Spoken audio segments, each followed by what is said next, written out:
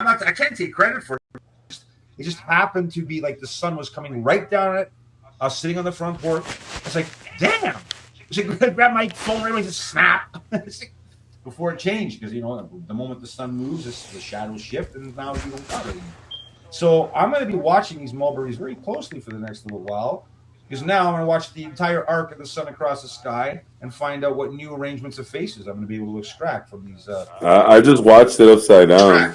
Oh yes, you Instead did of upside down, and yet you see upside down, I see my cat. I see the head because it was upside down. It's like a whole little character looking at a giant head. Yeah, you will see all kinds. Yet you can orient it any way you like, and you will see faces of some form or another: wide, narrow, animal-like, cat-like, man, anthropomorphic, all kinds. It's really extraordinary. I have to say, it's it's enough to freak someone out if they didn't know that just nature does these things. But then again, you watch My Lunch Break and you see some really wild shit. You ever see that channel, My Lunch Break? Did we talk about that before we going? Anyone here? I'm sorry, who was talking? Was it the co-host or who was I speaking with just a second ago? Hello. Pierre. I mean, true. True. I'm sorry. Yes, True. yes, there you are. Yeah. My Lunch Break. Have you ever had a chance to watch any of those videos of his on Rumble? Or he's on other platforms as well, but I watch on Rumble.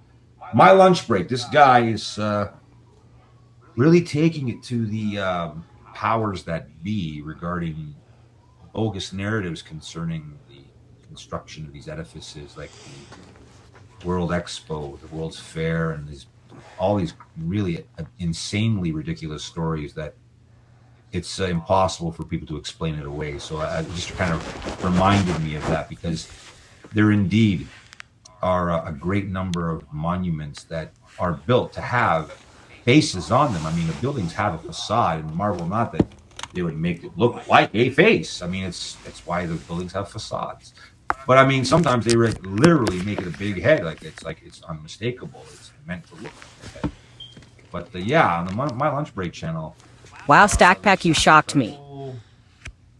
Constructs below the ground, tunnel systems, many stories deep, and lots of evidence of some catastrophe. Anyhow, I don't mean to digress too long, but that's kind of what I was reminded of when we started thinking about faces and stuff. Because yes, there's all kinds of that. When you look at all the videos that he shows you, there's quite a bit of that. And his production values are quite good. He's progressed quite a bit since when he started. He's got a whole team, I guess, now that's helping to put together. He's got a lot of really good visuals, and got a sense of humor about it, which is good, because otherwise you're kind of angry with the kind of ridiculous things they'd expect us to believe, because it is really ridiculous. Anyhow, I yield the floor. I can talk your ear off, but I think I'll go put a coffee on instead. Thank you. Oh, yes, and I put some still shots up there too, and they're kind of freaky too. I mean, I snapped them and thinking, okay, I got a good shot, but then I look at them afterwards, like, wait a minute here. This is some very strange effect that I didn't anticipate, but there it is. Yeah, there's a photographic technique. I'm not sure exactly what it's called, but the way to achieve it is you got to cover one eye. You've got to see where all the rays converge. It's how you compose in the Z plane, and you can sort of see how all the rays of light come together to either support your subject, or like really create these faces and make them more vivid, or you got to have the right angle and the light coming at the right angle as well, and you got to frame it. If you do all those things, you end up getting things like that. That's what I have found so far, and I'm having a lot of fun making them. So again, it's an honor. Thanks for watching it, man. And I'll be making some more, because I got a lot of stuff on the back burner. I've been shooting faster than I can actually do the post production and the animating. But I've got a lot of stuff that's sort of the elements that are prepared to be put together. So I should be able to crank a fair number out, and hopefully, once again, it can create value for Weedcoin somehow if we think about literally what value. I mean, art gets appraised. Some of these shots are like once in a lifetime shots. It happens to be with the sun exactly in the right place, and the rays coming through and hitting the branches of the tree just the right way, and snap, I get fortunate enough to take that picture. But that's a unique moment, which means that it's not some work of art that's easily replicated, or at least just, oh yeah, it's fantasy art, it's more anime. Again, I respect that kind of art. I don't. But after a while, it's like, okay, you see really great anime. It's like, okay, how do you get impressed with anime now? Is there any anime that's really impressed you lately? Yes, no? Well, actually, there is some new. Come to think of it, there is some new production where they've got a new rendering engine for the anime. It looks pretty amazing. Actually, there's a game where they've kind of got a new rendering engine that it's like 3D anime, but it's a really, I don't know how to describe it with the company that makes it. But yeah, but it's really not like.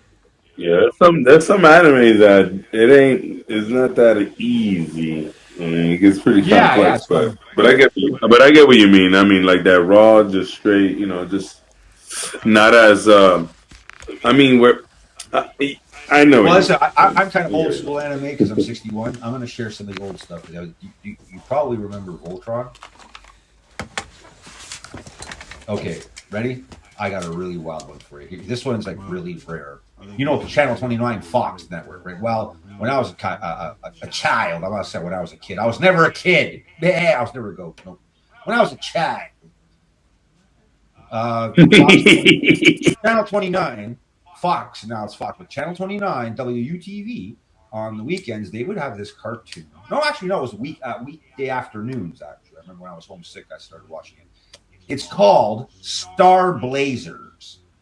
And what was this? The premise of this series is these guys had this submarine that was now repurposed for space travel. And they had this potent weapon where it basically shoot this giant beam of light out in front of the hull. Yeah, it's called Star Blazers. If you have the inclination and patience to search for it. Actually, tell you what, don't bother. I'll go hunt it down and I'll put a link to it in the comment section after I go make that coffee. And thanks. I'm enjoying this space. I think if we're in a space that's multi-purpose, that's achieving multiple ends, then that's worth it. It's more efficient. If you pull together more like minds that have more common interests, that's just greater psychic gravity, right?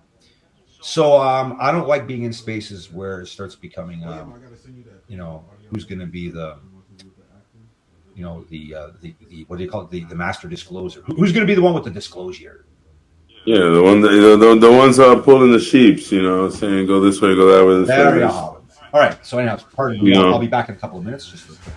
But definitely appreciate you for popping in. Thank you. Yes. Definitely, yeah. This is one of those rooms that we all know that we do more than one thing, right? So we won't know that unless we allow ourselves to kind of let that out. You know what I mean? Yes. Like we just regular people out here. I used to get paid to do things like this for Discovery Channel Canada when they launched back in 1994.